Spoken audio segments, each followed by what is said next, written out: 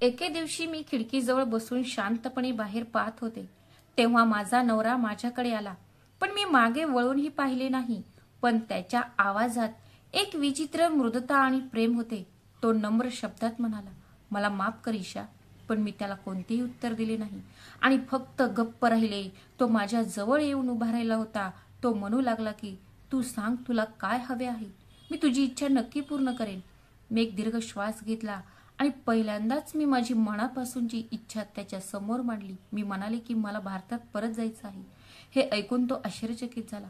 कदाचित त्याने याबद्दल कधी विचार केला नसेल की मी असं काही मागू शकते. मग ते म्हणाला, "कशासाठी?" तेव्हा मी फक्त हे उत्तर दिले की मला माझ्या पालकांना भेटायचं आहे. मग ते म्हणाले, "आता तू तिथे जाऊन काय करणार आहेस? इतकी वर्ष झाली आहेत. तिथे सगळं बदललं असेल." मग मी म्हणाली, "मी तिथं जाऊन बघेन. कदाचित माझ्या नवऱ्याला हे समजलं असेल की मी कसल्याही परिस्थितीत भारतात परत जाण्याचा निर्णय पक्का केला आहे." शेवटी त्यांनी मला परवानगी दिली, पण तो स्वतः माझ्यासोबत येण्यास तयार नव्हता. मग मी एकटीच फ्लाईटमध्ये बसले. माझे हृदय जोरात धडधडू लागले होते. मी माझे डोळे मिटले होते आणि देवाला प्रार्थना करत होते की, "हे देवा, मी तुझ्या हाकेने परत येत आहे. माझा मार्ग सोपा कर आणि माझ्या मुलीला एक संकेत दे. मला माहीत आहे की 10 वर्षापूर्वी हरवलेल्या गोष्टी इतक्या सहजासहजी सापडणार नाहीत, पण माझा तुझ्यावर विश्वास आहे. मी तुझ्याकडे आस लावून बघत आहे. तू कोणताही चमत्कार कर. मला तुझा तो चमत्कार पाहायचा आहे." काही तासांनी जेव्हा विमान भारतातल्या जमिनीला स्पर्श करू लागले, तेव्हा माझे हृदय अजून जोरात धडधडू लागले. मी भारतात आले होते. माझ्या स्वतःच्या मातीत परतले होते. मी माझ्या मायदेशात परत आली होती आणि इथे येताच माझे पहिले काम माझ्या मुलीला शोधणे होते. पण प्रश्न असा होता की मी कुठून सुरुवात करावी? मला फक्त 10 वर्षापूर्वी ती कुठे राहिली होती हे माहीत होते. मी विचार केला की आधी मी तिथे जावे. कदाचित मला काही सुगावा मिळेल. मी गाडी केली आणि माझ्या जुन्या घराकडे निघाले, जिथे मी माझ्या आयुष्यातील सर्वात सुंदर दिवस घालवले होते. जिथे माझ्या मुलीने डोळे उघडले, तिथे पहिले माझे हास्य ऐकू यायचे आणि जिथे मी माझ्या मुलीला गमावले होते आणि तेव्हापासून माझे जग अंधारमय झाले होते. वाटेत माझ्या मनात अनेक विचार येत होते. जर मला ती तिथे सापडली नाही तर, जर ती दुसऱ्या शहरात गेली असेल तर, आणि ती जिवंत नसेल तर. पण मी लगेच हा विचार माझ्या मनातून काढून टाकला. नाही नाही, हे शक्य नाही. कारण मी ईशा. माझं लग्न खूप लहान वयात झालं, पण मला त्याचा कधीच पश्चाताप झाला नाही की माझ्या कुटुंबाने माझं लग्न इतक्या लवकर का केलं. मला कधीच वाटलं नव्हतं की माझ्या आयुष्यात असे काही घडेल जे घडायला नको होते. पण काय करणार, ते घडले. माझे लग्न अगदी सामान्य परिस्थितीत झाले. लग्न करण्यासाठी माझ्यावर कोणताही दबाव आणला गेला नाही आणि मला कोणत्याही कारणास्तव लग्न करण्यास भागी पाडले नव्हते. माझ्या आई वडिलांनी मला जे सांगितले मी तसेच केलं होतं. मी या नात्याने खुश होती कारण माझ्या आयुष्याचा एक नवीन प्रवास सुरू होणार होता. मी ज्या माणसाशी लग्न केले त्याचं नाव अनंत होते. मी बाहेरून ऐकले होते की तो खूप रागीट होता आणि छोट्या छोट्या गोष्टींवर खूप लवकर रागवत असे. त्याच्याशी लग्न करून जेव्हा मी अनंत सोबत त्याच्या घरी आले, तेव्हा सर्वांनी मला वेगवेगळ्या गोष्टी सांगितल्या. कोणी म्हणाले की तो खूप कडक व्यक्ती आहे, तर कोणी म्हणाले की तो कोणतीही चूक सहन करत नाही आणि कोणीतरी म्हटले की त्याच्या नजरेत चूक आणि बरोबर हे स्पष्ट दिसून येते. जर कोणी चूक केली तर त्याच्यापेक्षा क्रूर माणूस दुसरा कोणी असू शकत नाही. मी हे सर्व ऐकले होते, पण माझ्या मनाला काहीच भीती वाटली नाही, कारण लग्नाच्या पहिल्या रात्री माझ्या पतीने मला स्पष्ट आणि सोप्या शब्दात सांगितले होते की जर तू काही चूक केलीस तर माझ्यापेक्षा वाईट कोणीही होणार नाही. पण त्याच वेळी तो असेही म्हणाला होता की जर मी त्याच्या घरात चांगल्या पद्धतीने राहिली तर तो मला त्याच्या हृदयाची आणि घराची राणी बनवून ठेवेल. त्यावेळी मला वाटले की अगदी सामान्य आहे, कारण प्रत्येक घरात काही ना काही तत्वे असतात. त्याचप्रमाणे इथेही काही तत्वे असतील आणि ते खरंही होते, कारण जेव्हा मी चांगली राहायची तेव्हा तो माझी खूप काळजी घ्यायचा. माझ्या प्रत्येक लहान मोठ्या गोष्टीची काळजी घेत होता. तो माझ्या आवडीनिवडींचाही खूप आदर करायचा. जर मी कधी चूक केली तर तो फक्त हेच म्हणायचा की हे चुकीचं आहे आणि भविष्यात पुन्हा अशी चूक होणार नाही याची काळजी घे. कधी कधी तो मला खवळायचा सुद्धा, पण त्याच्या रागवण्यात कोणतीही चूक होत नव्हती.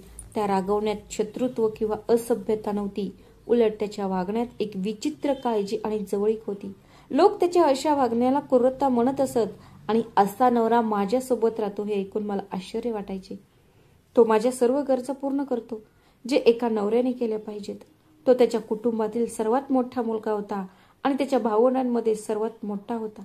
तो कुटुंबातील सर्व बाबी सोडवत असे. घराच्या जबाबदाऱ्या त्याच्यावरच होत्या. तो जो निर्णय घ्यायचा तो सर्वांसाठी अंतिम असायचा.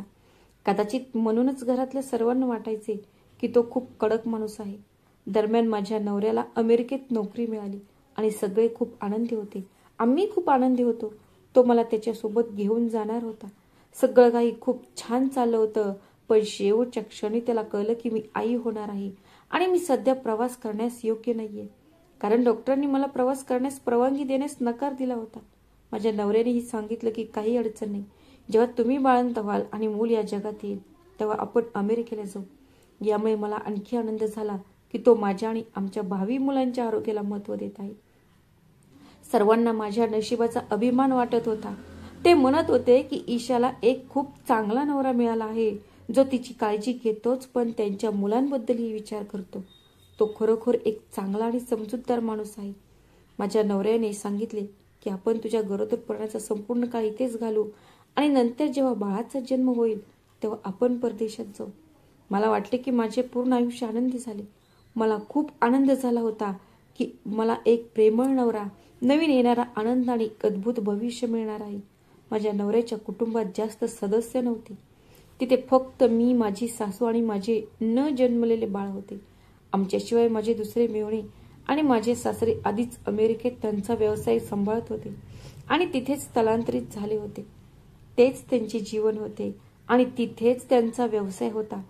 त्यामुळे ते तिथेच स्थायिक झाले होते. तेच लोक होते ज्यांनी माझ्या नवऱ्यासाठी तिथे व्यवसाय सेटल केला होता आणि त्यांचे भविष्यही निश्चित केले होते. माझ्या नवऱ्यासाठी ही एका नवीन सुवर्ण संधी होती. त्यांच्या आयुष्यात पुढे जाण्याची. माझे सासू सासरे स्वतःला खूप उच्च दर्जाचे समजत होते आणि हे त्यांच्या शब्दावरून, त्यांच्या बोलण्यावरून नेहमीच स्पष्ट होत होते की ते लोक त्यांच्या जीवनाला एक विशेष प्रकारे जगण्याचा विचारत होते. ते सामान्य लोकांपेक्षा खूप वेगळे होते. त्यांची राहण्याची जीवनशैली इतरांपेक्षा खूप उच्च दर्जाची होती. हे लोक खातपीत तर नक्की होते, पण इतके सुद्धा श्रीमंत नव्हते जेवढे ते दाखवायचे. या लोकांमध्ये दिखावा करण्याची खूप जास्त सवय होती. त्यांचे बोलणे ऐकून असे वाटत होते की ते खूप श्रीमंत कुटुंबातील आहेत, पण वास्तव असे होते की या लोकांना कोणताही दर्जा नव्हता. त्यांचे जीवन मध्यमवर्गीय होते. या घरात मला एक गोष्ट खूप प्रकर्षाने जाणवली, ती म्हणजे या लोकांना प्रत्येकाच्या शरीरावर नकारात्मक टिप्पणी करण्याची खूप सवय होती. या कुटुंबात हे सामान्य होते. जर एखाद्याचा रंग गडद असेल तर ते त्याची चेष्टाही करायचे. जर कोणी जाड असेल तर त्याचीही चेष्टा केली जायची. जर कोणी बारीक असेल तर त्याचीही चेष्टा केली जायची.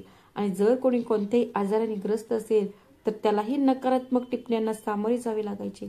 या कुटुंबात कोणालाही लाज वाटणे ही सामान्य गोष्ट नव्हती.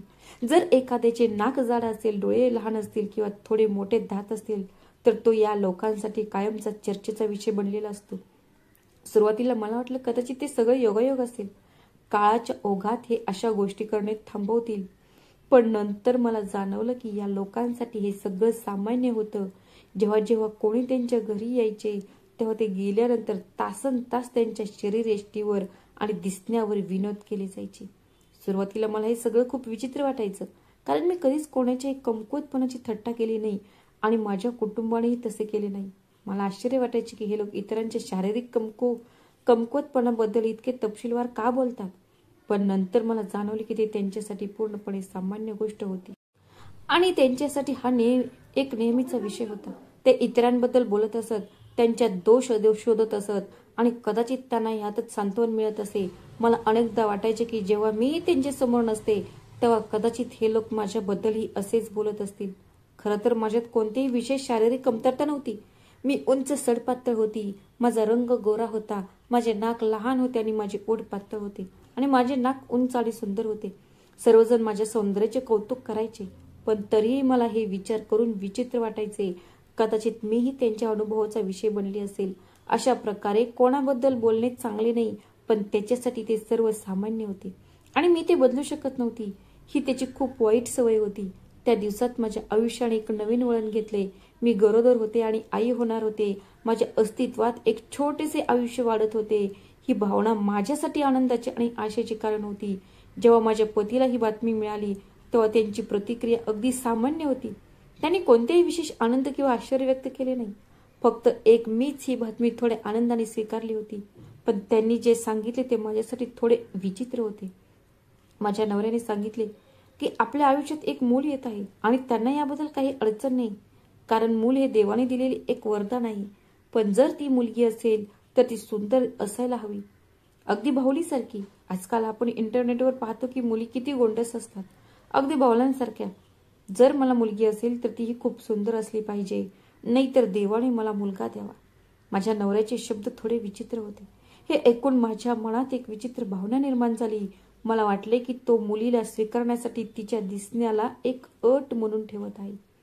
त्यांना तिचे दिसणे पूर्णपणे परिपूर्ण हवे होते. जणू काही मुलीचे सुंदर दिसणे हे ओझे मानत होते. हे ऐकून माझ्या सासूबाईंनी लगेच सांगितले की आई सुंदर आहे आणि वडीलही देखणे आहेत, म्हणून मूलही सुंदर असेल. जर मुलगी असेल तर ती सुंदर असली पाहिजे, कारण मुलींचे नशीब त्यांच्या सौंदर्याशी जोडलेले असते. आणि जर मुलगा असेल तर तोही सुंदर असावा, अशी आमची इच्छा आहे. त्यांचे बोलणे ऐकून मला असे वाटले की ही एक सामान्य गोष्ट आहे. जसे की जर पालकांचे स्वरूप चांगले असेल तर मुलांचे स्वरूपही चांगले असणे महत्वाचे आहे. मी त्यांचे म्हणणे ऐकले, पण मला आत एक अस्वस्थता जाणवली. मला वाटले की जर माझी मुलगी सामान्य स्वरूपाची असेल, जर तिच्या चेहऱ्याची बनावट समाजाच्या सौंदर्याच्या व्याख्येशी जुळत नसेल, तर तिला तिचे जीवन जगणे कठीण होईल का? तीही या बॉडी शेमिंगची बळी होईल का, जी मी या घरात पाहत होती? हे सर्व प्रश्न माझ्या मनात घुमू लागले, पण मी गप्प राहिली होती. मी माझ्या आत वाढणाऱ्या या छोट्याशा आयुष्याचा मी मनापासून स्वीकार केला होता. मग ते कसेही असो, माझ्यासाठी ती फक्त एक मूल नव्हती, ती माझ्या शरीराचा एक भाग होती. ती माझे जीवन होती, ती माझी प्रार्थना होती, ती माझं प्रेम होती आणि माझ्या अस्तित्वाचा एक भाग होती. माझ्या खोलीत सुंदर मुलांचे पोस्टर्स लावले होते. सर्वत्र निळे डोळे, गुलाबी गाल आणि सोनेरी केस असलेली मुले फोटोंमध्ये हसत होती. हे दृश्य पाहून माझ्या मनात एक विचित्र भावना निर्माण झाली. ही मुले दुसऱ्याच जगातून आल्यासारखी वाटत होती. एक असं जग जिथे प्रत्येक जण परिपूर्ण आहे आणि कोणत्याही कमतरतांशिवाय. मला नेहमी आश्चर्य वाटायचं की आपल्यासारख्या नॉर्मल त्वचेच्या लोकांच्या घरात अशी मुले कशी जन्माला येऊ शकतात. वास्तविकता अशी होती की आपल्या इथे भारतीय मुलांचे दिसणे परदेशी मुलांपेक्षा खूप वेगळे आहे. पण तरीही लोक नेहमीच सौंदर्याच्या या लक्षणांकडे पाहत असत. ही फक्त माझ्या नवऱ्याची आणि सासूची निवड नव्हती, तर संपूर्ण कुटुंबाचा दृष्टिकोन सारखाच होता. ते सौंदर्याचे पूजक होते. त्यांच्यासाठी कोणत्याही गोष्टीचे पहिले लक्षण म्हणजे ते बाहेरून कसे दिसते. मला जाणवू लागले की माझे लग्न कदाचित मी सुंदर असण्याच्या अटीवर झाले असावे, म्हणूनच माझी निवड झाली. माझे कौतुक झाले. माझ्या लुकबद्दल वारंवार चर्चा झाली आणि मला इतरांसमोर अशा प्रकारे सादर केले गेले जणू मी काहीतरी मौल्यवान आहे. मी त्यांच्या आवडीनुसार आहे.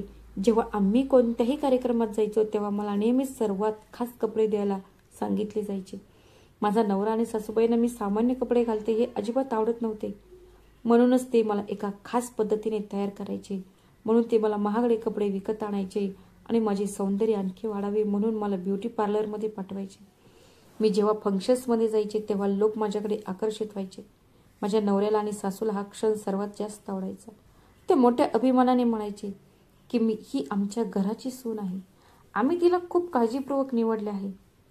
जणू काही मी अशी गोष्ट आहे जिचा त्यांना इतरांसमोर अभिमान वाटावा. सुरुवातीला मला हे सर्व आवडले. प्रशंसा ऐकून कोणती मुलगी आनंदी होणार नाही. पण हळूहळू मला हे जाणवू लागले की त्यांचे प्रेम माझ्या व्यक्तिमत्वावर नव्हते तर माझ्या बाह्य सौंदर्यावर होते. मी विचार करू लागली की जर माझा चेहरा सामान्य असता तर हे लोक माझ्याशी असाच आदर आणि प्रेमाने वागले असते का? जर मी त्यांच्या सौंदर्याच्या दर्जावर पोहोचले नसते तर मला ब्युटी क्वीन मानले जाईल का? मलाही या घरातल्या इतर महिला आणि मुलींबद्दल जे ऐकले होते तेच ऐकावे लागेल का? हे वास्तव समजल्यावर माझे हृदय जोरजोरात धडधडू लागले. मला प्रश्न पडला की जेव्हा माझी मुलगी जन्माला येईल तेव्हा हे लोक तिलाही त्याच पातळीवर ठेवतील का? जर यांच्या मनाप्रमाणे झाले नाही तर तीही नकारात्मक टिप्पणी आणि निराशेचे लक्षण होईल का? माझा नवरा आता निघून जाण्याच्या तयारीत करत होते. ते खूप आनंदी होते, जणू काही मोठे यश त्यांच्या जवळ येत आहे.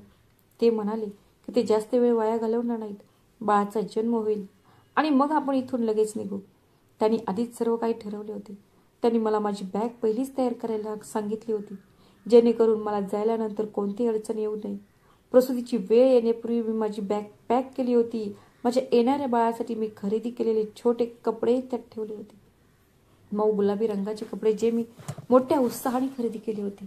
मी सर्व काही काळजीने केले होते, जेणेकरून जेव्हा माझे येणारे बाळ या जगात येईल तेव्हा त्याला कशाची कमतरता भासू नये. डॉक्टरांनी मला सांगितले होते की प्रसूतीची वेळ जवळ येत आहे आणि यावेळी माझे मूल होणार आहे. माझ्या सासू आणि माझा नवरा दोघे खूप आत्मविश्वासू होते आणि ते अनेकदा बसून भविष्याबद्दल आणि आपण अमेरिकेत जाऊन नवीन व्यवसाय कसा सुरू करायचा याबद्दल बोलत असत.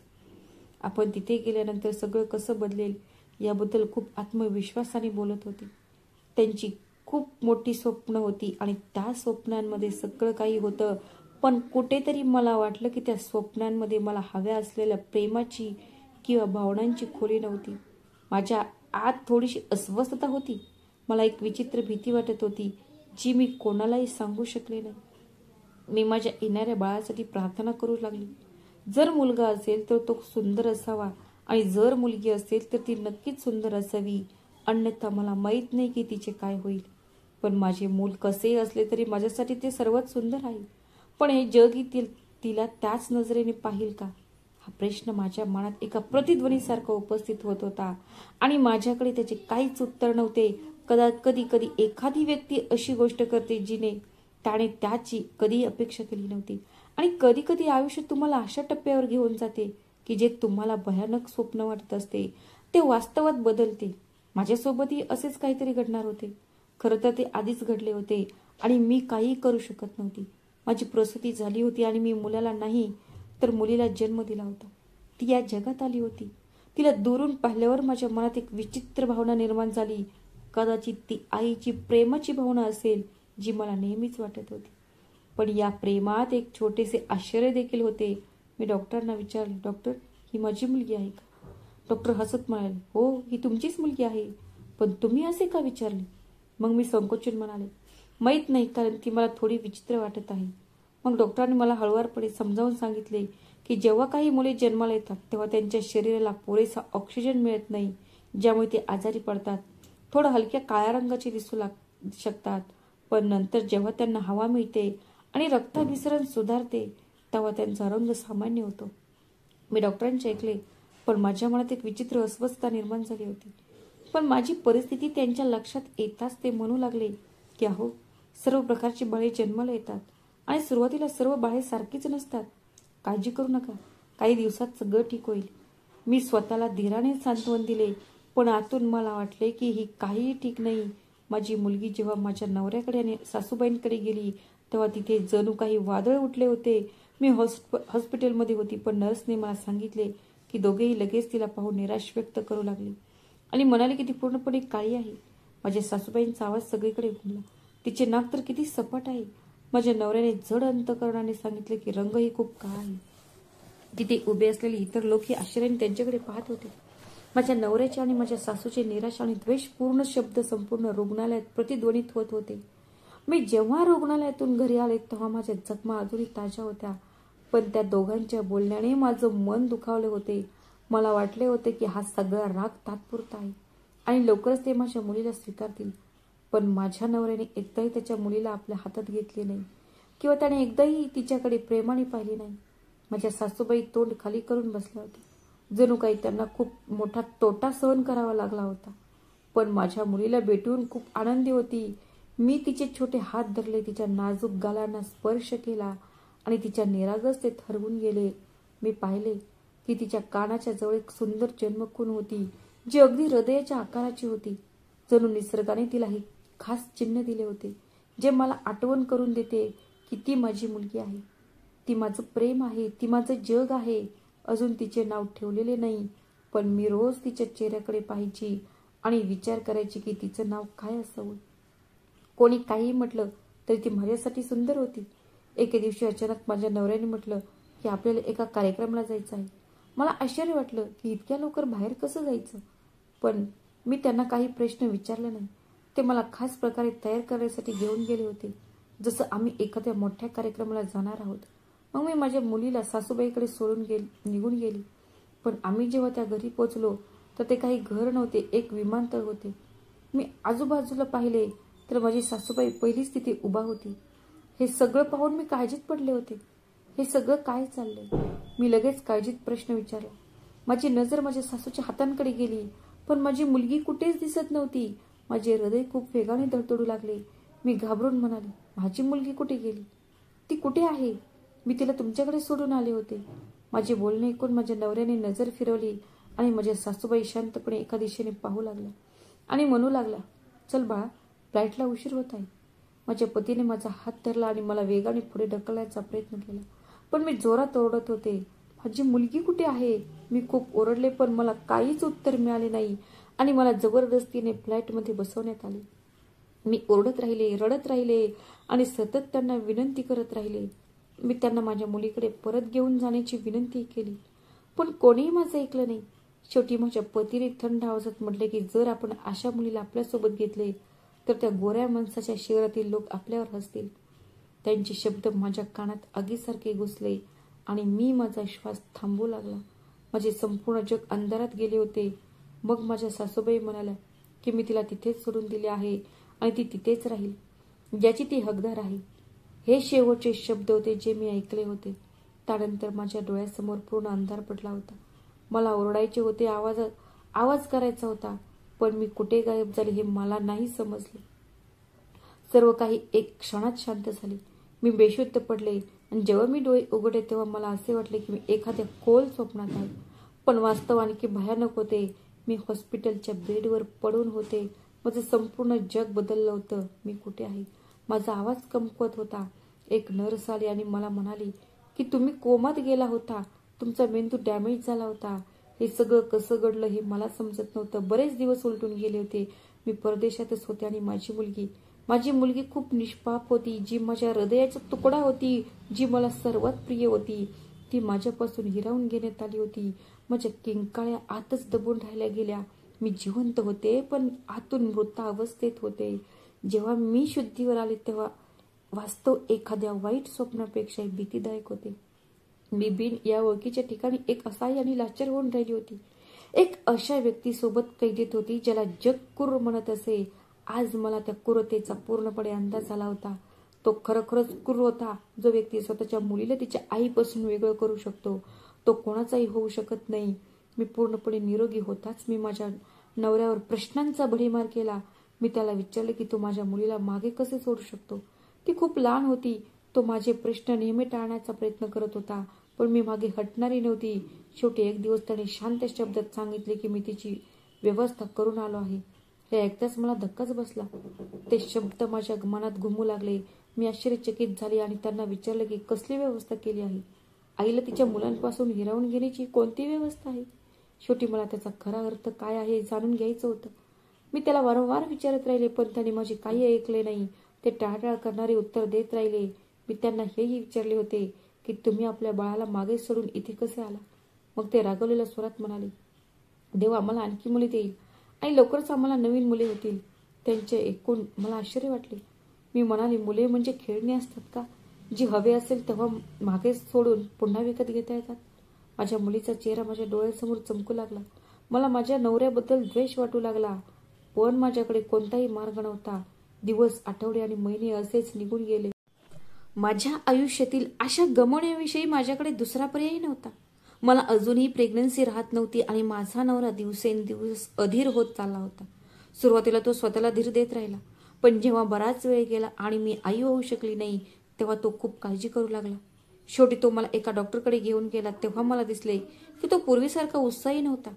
डॉक्टरांनी काही चाचण्या केल्या होत्या आणि जेव्हा त्या चाचण्यांचा रिपोर्ट आला तेव्हा त्यांनी गंभीर शब्दात सांगितले की तुमची पत्नी आई होऊ शकणार नाही. हे शब्द माझ्या पतीसाठी विजेच्या कडकडापेक्षा कमी नव्हते. त्यांना धक्का बसला आणि ते म्हणाले की असे कसे होऊ शकते, तिने आधी एका बाळाला जन्म दिला आहे. मग डॉक्टरांनी स्पष्टीकरण दिले आणि म्हणाले, हो असे घडते. कधी कधी एखादी स्त्री एकदा आई झाल्यानंतर शारीरिक सुसंवादाच्या समस्येमुळे पुन्हा गर्भवती होऊ शकत नाही. तुम्ही तुम्हाला हवे तितके उपचार करू शकता. हा निसर्गाचा निर्णय आहे जो बदलता येत नाही. माझा नवरा आता स्वतःवरचा ताबा गमावत चालला होता. तो मूल होण्याचे स्वप्न पाहत होता, पण त्याचे ते स्वप्न बंगले होते. पण त्याच क्षणी मला देवाचा न्याय जाणवला. तो म्हणजे ज्याने आपल्या मुलीला स्वतःपासून वेगळे केले होते, आता देवाने त्याला पुन्हा वडील होण्याचा अधिकार दिला नव्हता. माझ्या नवऱ्याने लगेचच उपचारांचे वेगवेगळे मार्ग शोधण्यास सुरुवात केली. तो एका मागून एक डॉक्टरांकडे मला घेऊन गेला.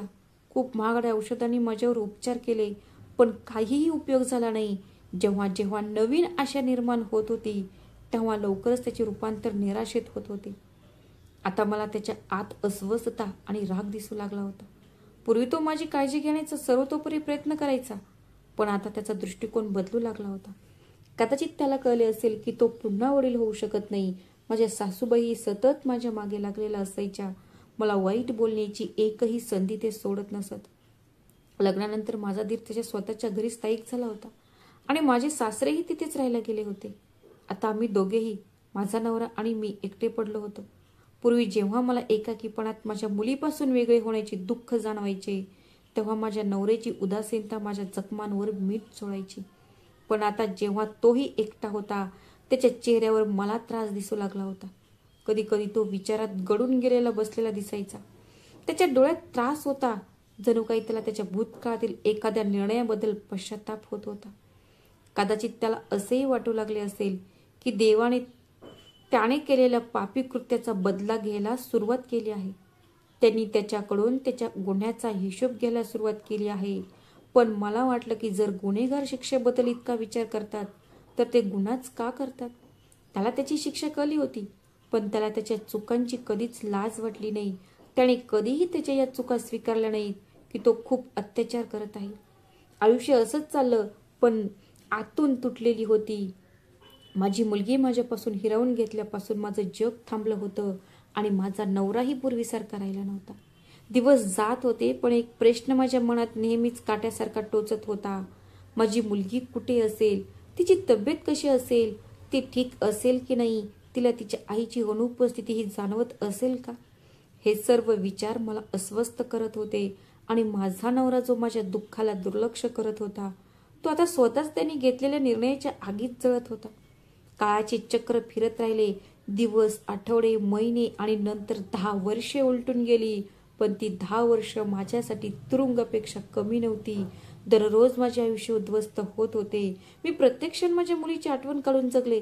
तिच्या वियोगाचे दुःख मी अनुभवले होते. मी तिला विसरून जाईन असे मी कधी होऊ दिले नाही.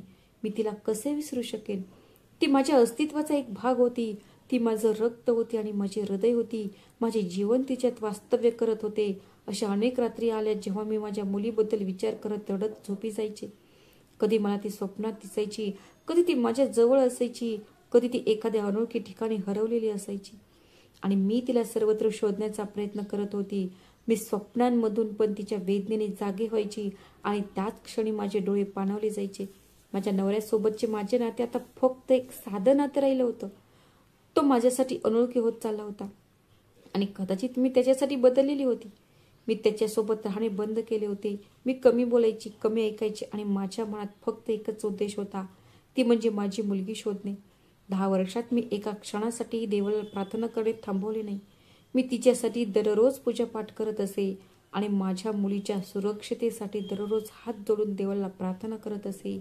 मी देवाला म्हणाली की, हे देवा, मी माझी मुलगी तुझ्या स्वाधीन केली होती. मी तिला सोडून आली नव्हती. तुझी कृपा सतत तिच्यावर राहू दे आणि मला कसे का होईना फक्त एकदा तिच्याशी भेट करून दे. तुम्हाला तर माहीतच आहे, जर कोणी एखादा मनापासून प्रार्थना करतो त्याला तुम्ही नक्कीच आशीर्वाद देता आणि मी खरंच मनापासून तुमच्याकडून माझ्या मुलीला मागितले होते. मी कोणत्याही व्यक्तीकडे हात पसरले नव्हते, कोणाकडून कसली अपेक्षा केली नव्हती.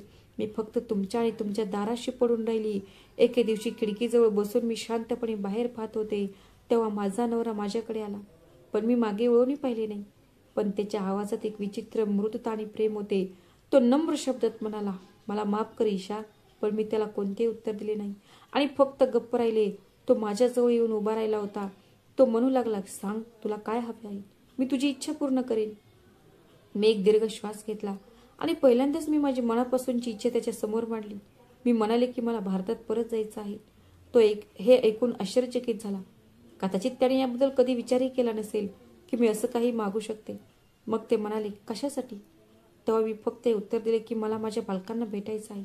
मग ते म्हणाले की आता तू तिथे जाऊन काय करणार आहेस? इतकी वर्ष झाली आहेत, तिथे सगळं बदललं असेल. मग मी म्हणाले, मी तिथे जाऊन बघेन.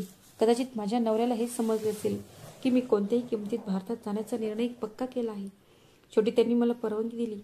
पण तो स्वतः माझ्यासोबत येण्यास तयार नव्हता. मी फ्लॅटमध्ये बसले तेव्हा माझे हृदय जोरात धडधडू लागले.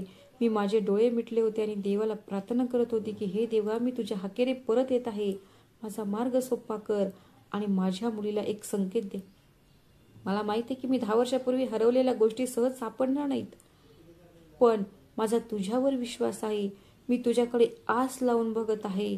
तू कोणताही चमत्कार कर, मला तो चमत्कार पाहायचा आहे.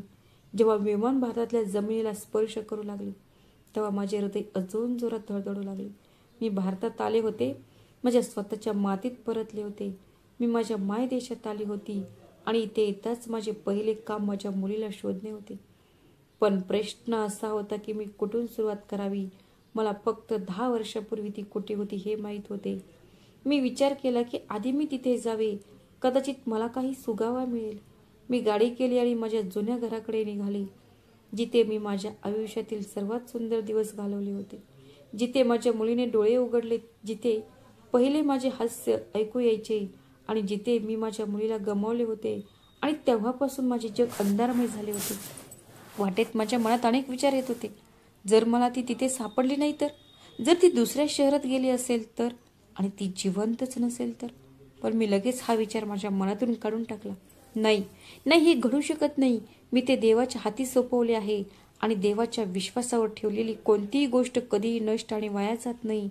माझ्या हृदयात आशेचा दिवा जळत होता आणि मला माहीत होते की माझा देव मला निराश करणार नाही. हा प्रवास एका आईचा तिच्या मुलीला शोधण्याचा नव्हता, तर तो तिच्या मातृत्वाच्या विश्वासाचा होता, तिच्या प्रार्थनेचा होता आणि आता त्याच्या चमत्काराची वाट पाहण्याचा होता.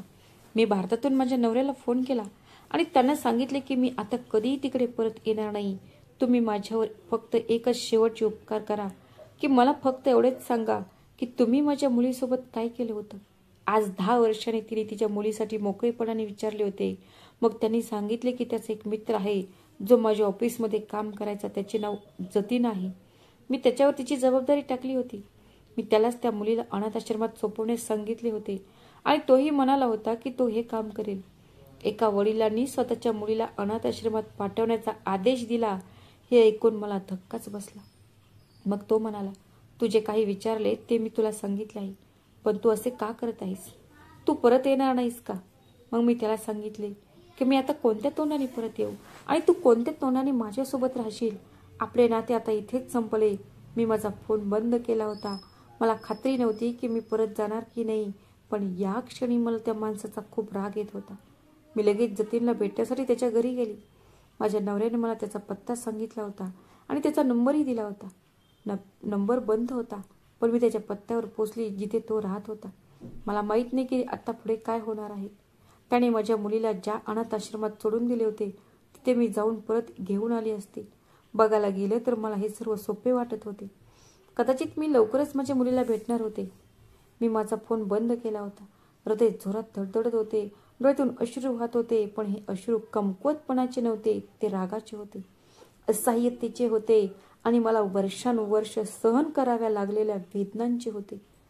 माझ्या मुलीबद्दल जाणून घेण्यासाठी मी 10 वर्ष वाट पाहत होती आणि आज जेव्हा सत्य बाहेर आले तेव्हा माझ्या हृदयात एक नवीन वेदना जाणवली. मी त्याला फोन केला, पण त्याचा फोन नंबर बंद होता. मी दुसऱ्यांदा, नंतर तिसऱ्यांदा पुन्हा प्रयत्न केला, पण काही उपयोग झाला नाही. त्यावेळी माझ्याकडे एकच पर्याय होता, तो म्हणजे मी स्वतः जाऊन त्याला भेटणे. माझ्या नवऱ्याने मला त्याचा पत्ता दिला होता आणि आता मला जास्त उशीर करायचा नव्हता. मी लगेच ॲटो केली आणि त्याच्या घराकडे निघाली.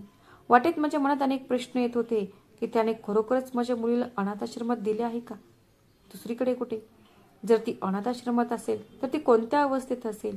आणि जर तिने मला ओळखून आई मानले तर ती माझ्यासोबत येण्यास तयार होईल का? आणि जर तिने मला ओळखले नाही तर मी तिच्यासमोर कसे सिद्ध करू की मी तिची आई आहे? माझे मन घाबरले होते, पण मी आता स्वतःला खंबीर बनवले होते. आता मागे हटण्याचा प्रश्नच नव्हता. मी देवाला प्रार्थना केली की त्याने माझ्यासाठी सोप्या गोष्टी कराव्या. काही वेळाने मी जतीनच्या घरासमोर उभी होती. ते एक जुने घर होते ज्याचा दरवाजा थोडासा उघडा होता. मी जोरात दार वाजवले. काही वेळाने एका महिलेने दार उघडले. ती महिला माझ्याच वयाची वाटत होती. मला पाहून ती आश्चर्यचकित झाली. मग ती म्हणाली, तुम्ही कोण आहात? तुम्हाला कोणाला भेटायचं आहे? मग मी म्हणाली की मला जतीनजींना भेटायचं आहे. ती म्हणाली की ते घरी नाहीत. तुम्ही कोण आहात? मी म्हणाले की मी कोण आहे हे महत्त्वाचं नाही, फक्त मला सांगा की तो कधी येईल. ती म्हणाली की तो सहसा संध्याकाळीच येतो. मग मी म्हणाली की मला त्यांच्याशी खूप महत्त्वाच्या गोष्टींबद्दल बोलायचं आहे. मी आत येऊ का? ती बाई थोडा वेळ गोंधळली, पण नंतर मागे हटली आणि मला मार्ग दिला. मी घरात प्रवेश केला. ते खूप साधे घर होते. तिथे एक लहान अंगण होते, जिथे एक सोफा ठेवला होता. मी त्यावर बसल्याने वाट पाहू लागले, पण माझे हृदय अस्वस्थपणे धडधडत होते. या वाट पाहण्यात काही तास गेले. शेवटी दार उघडले आणि एक माणूस आत आला. त्याने साधे कपडे घातले होते आणि मला पाहताच त्याने आश्चर्याने डोळे मोठे केले आणि म्हणाला, तुम्ही? मी उभी राहून म्हणाली, तू जतीन आहेस ना? तो म्हणाला, नाही, मी जतीन नाही. जतीन माझा मोठा भाऊ होता.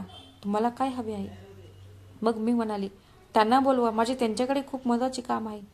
तेव्हा तो म्हणाला की तू आता या जगात नाहीये. मी म्हणाले, याचा अर्थ काय? मग तो म्हणाला, हो, 10 वर्षापूर्वी तो एका अपघाताचा बळी झाला होता आणि तेव्हापासून तो या जगात नाही. मग मी त्याला विचारले की कधी झाले हे सगळं, काय तारीख होती? मग त्याने ज्या तारखेचा उल्लेख केला होता तीच तीच तारीख होती जेव्हा आम्ही विमानतळावरून अमेरिकेला निघालो होतो. याचा अर्थ असा की माझ्या नवऱ्याने जतीनला जे काम दिले होते ते काम सुरू करण्यापूर्वीच तोही एक जग सोडून गेला होता आणि याच काळात त्याचा अपघात झाला होता. म्हणजे याचा अर्थ असा की जतीन माझ्या मुलीपर्यंत पोहोचूच शकला नाही. म्हणजे माझी मुलगी घरात एकटीच राहिली असावी. माझे हृदय तुटले होते. माझी आशा पूर्णपणे तुटली होती. मी विचार करत होते की तो मला एका अनाथ आश्रमाचा पत्ता सांगेल आणि मी तिथे जाईन आणि माझ्या मुलीला भेटेन. पण आता माझ्याकडे दुसरा कोणताही मार्ग उरला नाही. ही बातमी म्हणजे माझ्यासाठी माझ्या मुलीच्या मृत्यूची बातमी असल्यासारखीच होती. मी खूप रडू लागले. मला वाटलं की निघण्यापूर्वी एकदा जाऊन घर बघावं. तिथेच तर घेऊन आली होती मी माझ्या मुलीला. मी तर तिचं नावही ठेवलेलं नव्हते. जेव्हा मी घरी गेले तेव्हा समोरचे दृश्य पाहून माझ्या पायाखालची जमीनच सरकली. मी वेगाने पावले टाकली आणि घरात शिरली. घर तसेच होते, पण आता खूप वेगळे दिसत होते. भिंतींना भेगा पडल्या होत्या आणि छतावर अनेक ठिकाणांहून पाणी येत होते. एका बाजूची भिंत कोसळली होती आणि पडलेल्या त्या ढिगाऱ्यात काही वस्तू लपलेल्या होत्या. हे दृश्य पाहून माझ्या मनाला राग येत होता की कोणीच या घराची काळजी घेतली नाही. जे घर माझ्यासाठी आनंदाचे कारण होते ते आज उद्ध्वस्त झाले होते. मी घरात शिरले आणि मनात सतत माझ्या मुलीच्या सुरक्षितेबद्दल विचार करत होती. मी माझ्या हृदयाच्या खोलातून देवाला प्रार्थना केली की त्याने माझ्या मुलीला सुरक्षित ठेवावे. आणि मग मी मनात प्रार्थना करत आत प्रवेश करत असताना माझ्या मनात एक प्रश्न निर्माण झाला की देवाने माझ्या मुलीला सुरक्षित का ठेवले नाही? त्याने माझ्या मुलीचे रक्षण का केले नाही? मी माझ्या मुलीसाठी केलेल्या सर्व प्रार्थना व्यर्थ गेल्या का?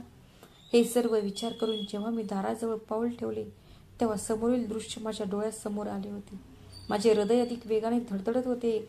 एक लहान मुलगी जमिनीवर खेळत होती. ती साधारण 10 वर्षांची असावी. तिचा चेहरा काहीसा ओळखीचा वाटत होता, पण मला खात्री नव्हती. तिचा चेहरा पाहताच मी थक्क झाले. तिच्या कानाजवळ हृदयाच्या आकाराचे एक चिन्ह होते.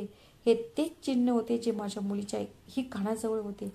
माझ्या शरीरात एक संवेदना पसरली आणि मी लगेच तिच्याकडे धावली. माझ्या पायाने वेग धरला होता. मी पटकन तिच्या जवळ पोचले आणि तिला मिठी मारली. मिठी मारताना माझ्या डोळ्यातून अश्रू वाहू लागले. मी खूप रडू लागले. मी फक्त हेच म्हणत होती की ही माझी मुलगी आहे. तिने माझ्या छातीवर डोकं ठेवलं आणि रडू लागली आणि मला मिठी मारली आणि म्हणाली, मम्मी, मम्मी. पण तिच्या आवाजात भीती आणि शंका होती. ती घाबरलेली दिसत होती. मी तिला मिठी मारताच मला जाणवलं की काहीतरी विचित्र आहे. आणि मग अचानक एक मोठा आवाज आला, माझ्या मुलीला सोडून दे, तू कोण आहेस? हा आवाज ओळखीचा होता.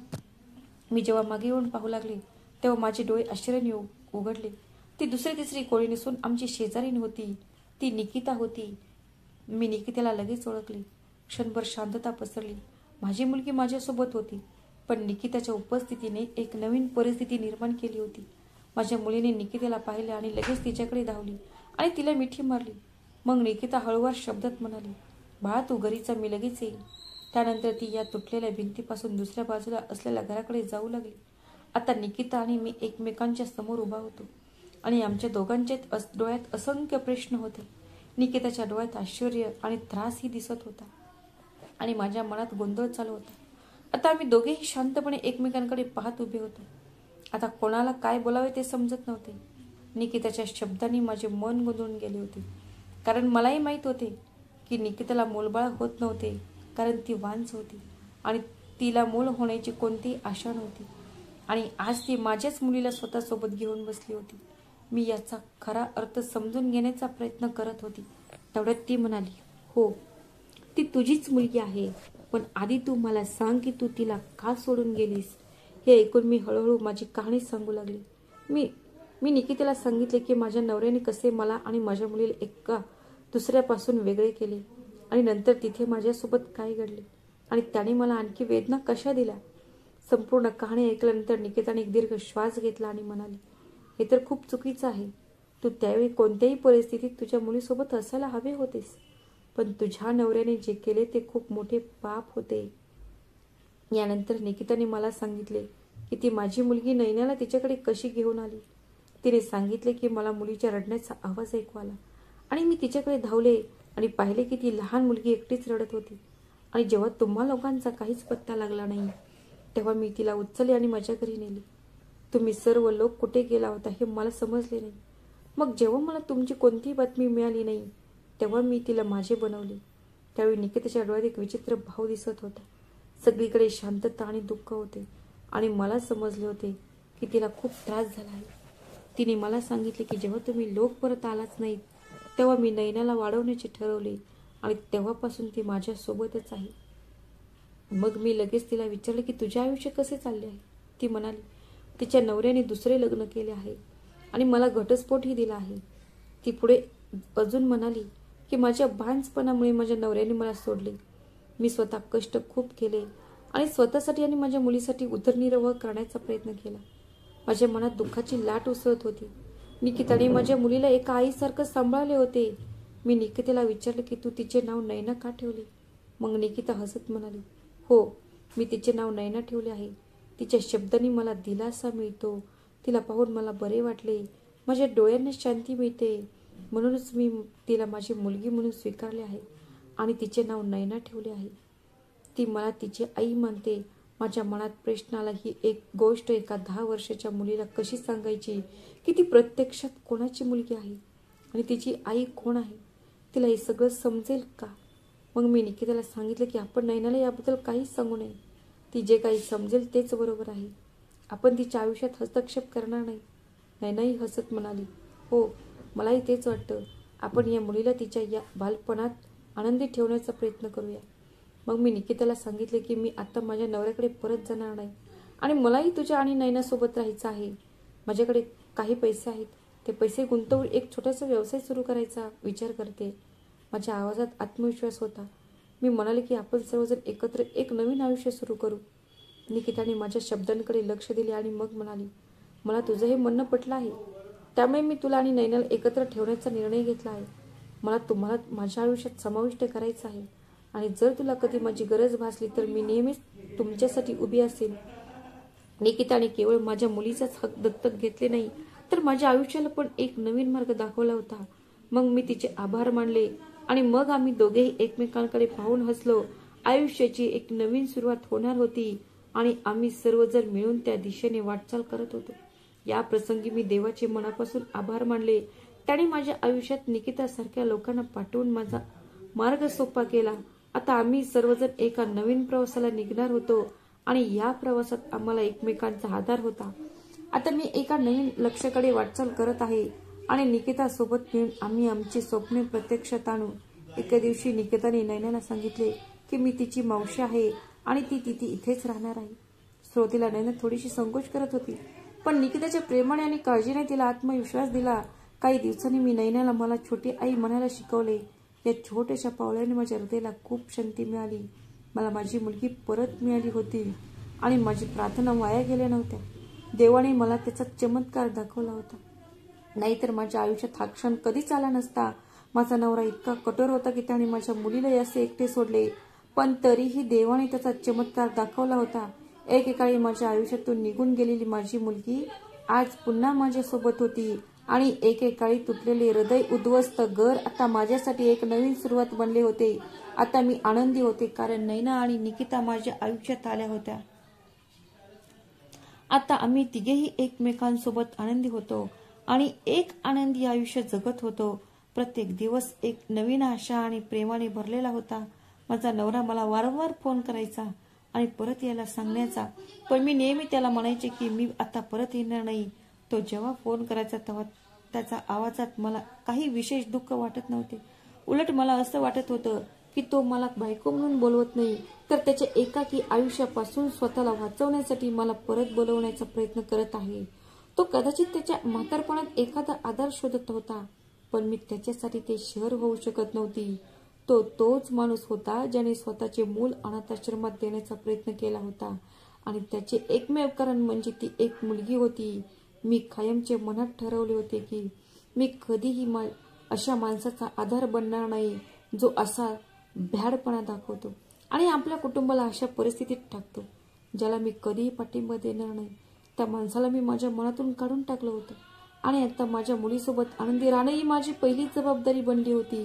हे सगळं असूनही माझ्या मुलीचे रक्षण करणाऱ्या निकिताचे मी आभार मानले होते, जिने एका आईसारखा माझ्या मुलीला आधार देऊन सांभाळले होते. जेव्हा मी स्वतः माझ्या अडचणींवर मात करू शकले नाही, तेव्हा निकिताने नैनासाठी जे सर्व केलं ते जी एक खरी आई तिच्या मुलांसाठी करते, आणि तिच्यामुळेच आज माझी मुलगी सुरक्षित आहे आणि आता मीही शांत जीवन जगत आहे. आता मी, निकिता आणि नैना तिघेही नवीन जीवन जगण्याचा प्रयत्न करत होतो, आणि या नवीन जीवनात माझी प्रार्थना आणि देवाची इच्छा समाविष्ट होती. मला माहित होते की माझे जीवन आता एका नवीन मार्गावर सुरू झाले आहे. आजही आपला समाज आपल्याला असा प्रश्न विचारतो की ज्याचे उत्तर देणे आवश्यक आहे. आजही लोक सौंदर्य आणि कुरूपतेबद्दल इतके वेडे का आहेत? या अनावश्यक उद्देशाच्या मागे धावताना आपण अनेकदा आपल्या वास्तवाकडे आणि देवाच्या इच्छेकडे दुर्लक्ष करतो. देवाने आपल्याला जे काही चेहरा, रंग, सौंदर्य किंवा शरीर दिले आहे ते आपल्या स्वतःच्या आवडीचा भाग आहे. हेच आपल्या जीवनाचे वास्तव आहे आणि त्याबद्दल तक्रार करण्याचा आपल्याला कोणताही अधिकार नाही. देवाने आपल्याला मुले दिली हे काही छोटेसे वास्तव नव्हते, पण तरीही आपण त्यांच्याबद्दल विचार करतो. आपल्याला त्वचेचा रंग किंवा आकार हा देवाने दिलेला असतो. आपण विसरतो की सर्व शक्तिमान देवाने आपल्याला जे काही दिले आहे ते आपल्या नशिबाचा आणि त्याच्या इच्छेचा भाग आहे. आपण त्यावर आनंदी असले पाहिजे, त्यावर आक्षेप घेऊ नये. जे आहे त्यात खुश राहावे, कारण शरीर हे काळानुसार आपली साथ सोडते. मित्रांनो, मला आशा आहे की तुम्हाला आमची कहाणी आवडली असेल. जर तुम्हाला कहाणी आवडली असेल तर व्हिडिओला लाईक करा. जर तुम्ही चॅनलवर नवीन असाल तर चॅनलला सबस्क्राईब करा. आणि हो, पुढील अपडेट तुम्हाला आधी मिळवण्यासाठी बेल नोटिफिकेशन नक्की दाबा. श्री स्वामी समर्थ. धन्यवाद.